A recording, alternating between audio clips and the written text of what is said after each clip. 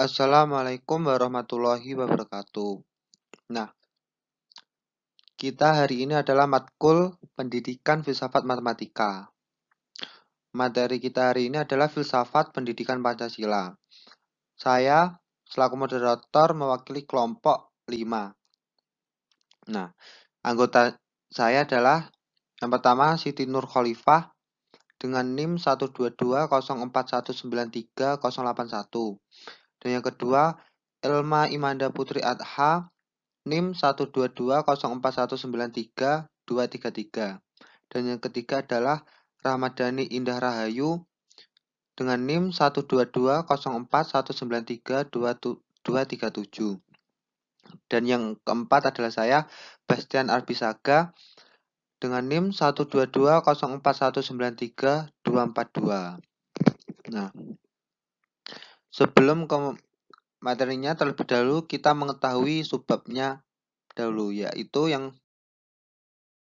subbab pertama adalah kajian filsafat tentang Pancasila. Dan yang kedua adalah Pancasila sebagai filsafat hidup bangsa. Dan yang ketiga, Pancasila sebagai filsafat pendidikan nasional. Dan yang keempat, Pancasila sebagai landasan kebijakan pendidikan di Indonesia. Yang kelima, hubungan Pancasila dengan sistem pendidikan ditinjau dari filsafat pendidikan. Yang keenam, filsafat pendidikan Pancasila ditinjau dari ontologi, epistemologi, dan aksiologi. Yang ketujuh, implikasi filsafat Pancasila bagi pendidikan nasional dan berbagai kebijakan pendidikan nasional. Dan selanjutnya akan disampaikan oleh pemateri lainnya. Kajian filsafat tentang Pancasila. 1. Kajian metafisika. Metafisika merupakan cabang filsafat yang mempersoalkan tentang hakikat yang tersimpul di balik fenomena. Metafisika melampau pengalaman. Objeknya di luar hal yang dapat ditangkap panca indera.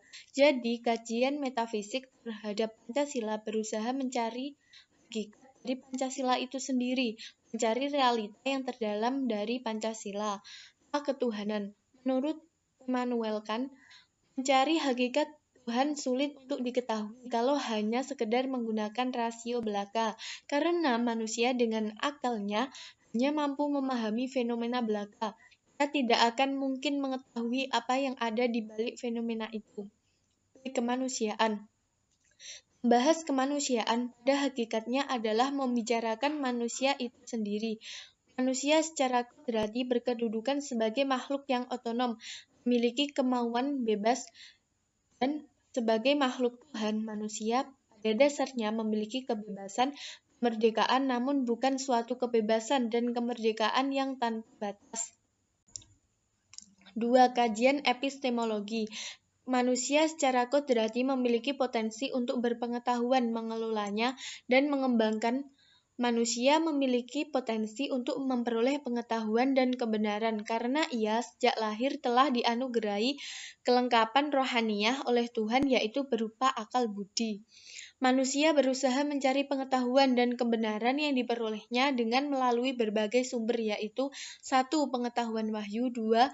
Pengetahuan intuitif, 3. Pengetahuan rasional, 4. Pengetahuan empiris. 3. Kajian aksiologi. Aksiologi secara etimologi berasal dari bahasa Yunani, terdiri dari kata aksios yang berarti nilai dan kata logos yang berarti teori. Jadi aksiologi adalah teori nilai. Pancasila sebagai filsafat hidup bangsa. Pancasila dikatakan sebagai filsafat hidup bangsa karena menurut Muhammad Nur Syam, nilai-nilai dasar dalam sosial budaya Indonesia hidup dan berkembang sejak awal peradabannya yang meliputi kesadaran ketuhanan dan kesadaran keagamaan secara sederhana, kesadaran kekeluargaan, di mana cinta dan keluarga sebagai dasar dan kodrat terbentuknya masyarakat dan sinambungan generasi, kesadaran musyawarah mufakat dalam menetapkan kehendak bersama, kesadaran gotong royong, tolong-menolong, kesadaran tenggang rasa sebagai semangat kekeluargaan dan kebersamaan, hormat menghormati dan memelihara kesatuan, saling pengertian demi keutuhan, kerukunan, dan kekeluargaan dalam kebersamaan. Pancasila sebagai filsafat pendidikan nasional. Sistem pendidikan nasional dijiwai dan didasari oleh sistem filsafat pendidikan yang lain selain Pancasila. Hal ini tercermin dalam tujuan pendidikan nasional yang termuat dalam Undang-Undang Nomor 2 Tahun 1989 tentang Sistem Pendidikan Nasional, yakni pendidikan nasional bertujuan mencerdaskan kehidupan bangsa dan mengembangkan manusia seutuhnya, yaitu manusia yang beriman dan bertakwa kepada Tuhan Yang Maha Esa dan berbudi pekerti luhur, memiliki pengetahuan, keterampilan, kesehatan jasmani, kepribadian yang mantap dan mandiri, serta bertanggung jawab kemasyarakatan.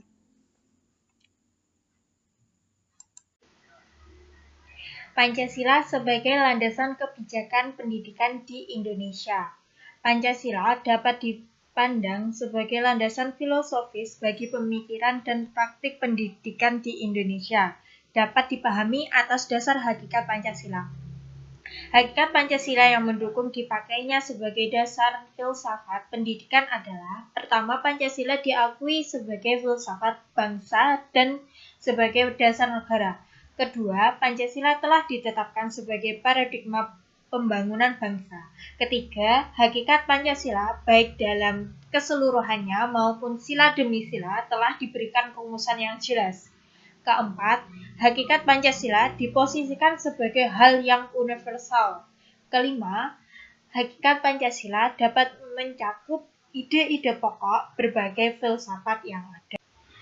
Hubungan Pancasila dengan sistem pendidikan ditinjau dari filsafat pendidikan. Filsafat adalah berpikir secara mendalam dan sungguh-sungguh untuk mencari kebenaran sesuatu. Sementara filsafat pendidikan adalah pemikiran yang mendalam tentang kependidikan berdasarkan filsafat. Bila kita hubungkan fungsi Pancasila dengan sistem pendidikan ditinjau dari filsafat pendidikan, maka dapat kita jabarkan bahwa Pancasila adalah pandangan hidup bangsa yang menjiwai sila-silanya dalam kehidupan sehari-hari. Dan untuk menerapkan sila-sila Pancasila, diperlukan pemikiran yang sungguh-sungguh mengenai bagaimana nilai-nilai Pancasila itu dapat dilaksanakan. Filsafat pendidikan Pancasila ditinjau dari ontologi, epistemologi, dan aksiologi. Yang pertama, ontologi. Ontologi adalah bagian dari filsafat yang menyelidiki tentang hakikat yang ada. Menurut Muhammad Nur Syam, ontologi dimaksud juga dengan metafisika. Sebelum menyelidiki hal yang lain, manusia berusaha mengerti tentang hakikat sesuatu. Kedua, epistemologi. Epistemologi adalah titik-titik tentang pengetahuan. Adanya benda-benda titik epistemologi dapat juga berarti bidang filsafat yang menyelidiki sumber, syarat, proses terjadinya ilmu pengetahuan, batas validitas, dan hakikat ilmu pengetahuan. Yang ketiga, aksiologi. Aksiologi adalah bidang filsafat yang menyelidiki nilai-nilai atau value. Nilai tidak akan timbul dengan sendirinya, melainkan nilai timbul karena manusia mempunyai bahasa yang digunakan dalam pergaulan sehari-hari. Jadi, masyarakat menjadi wadah timbulnya nilai. Implikasi filsafat Pancasila bagi pendidikan nasional dan berbagai kebijakan pendidikan nasional. 1. Dasar dan tujuan pendidikan. Pendidikan merupakan bagian dari kehidupan manusia. Dengan sendirinya, Pancasila harus menjadi dasar bagi pelaksana pendidikan secara nasional di Indonesia. Tujuan pendidikan nasional pada hakikatnya merupakan perwujudan cita-cita ideal bangsa Indonesia. Nah, karena di sini pendidikan sebagai tujuan atas perwujudan cita-cita ideal bangsa Indonesia, Maka, pendidikan merupakan bagian dari kehidupan manusia. Maksudnya, dengan sendirinya Pancasila harus menjadi dasar bagi pelaksanaan pendidikan secara nasional di Indonesia. Dan yang kedua, kurikulum. Kurikulum menunjukkan segala sesuatu atau mata pelajaran yang dipelajari, dan semua pengalaman yang harus diperoleh anak didik, serta semua kegiatan yang harus dilakukan anak didik maupun oleh guru. Jadi kurikulum bukan sekedar serangkaian ilmu, pengetahuan yang diajarkan kepada anak didik dalam kelas, melainkan menyangkut semua hal yang mempengaruhi proses pendidikan. A. Materi pendidikan. Dalam menentukan materi pendidikan, harus memperhatikan kemampuan dan kebutuhan anak didik, kebutuhan masyarakat, dan alam semesta sebagai lingkungan yang sangat luas dalam kehidupan manusia. Nah, di sini harus memperhatikan kemampuan dan kebutuhan anak didik. Maksudnya, misalkan kita mengajar anak SD kelas 1, kita sesuaikan pelajarannya dengan anak SD kelas 1 itu. Nah, misal kebutuhan masyarakat. Nah, sekarang kan sudah ada SMK. Nah, itu sebagai perwujudan pendidikan kebutuhan masyarakat.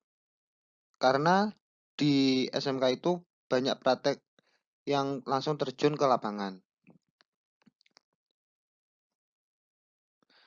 B. Metode. Metode adalah sebagai cara untuk melaksanakan sesuatu untuk mencapai tujuan tertentu. Nah, dalam pendidikan khususnya dalam proses pembelajaran merupakan suatu pembelajaran untuk mencapai tujuan yang telah ditentukan.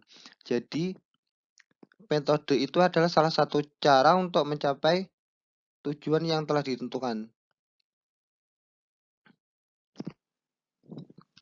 Maksudnya, apabila kita sudah menggunakan metode, itu akan menyampaikan sesuatu itu akan lancar karena sudah terancang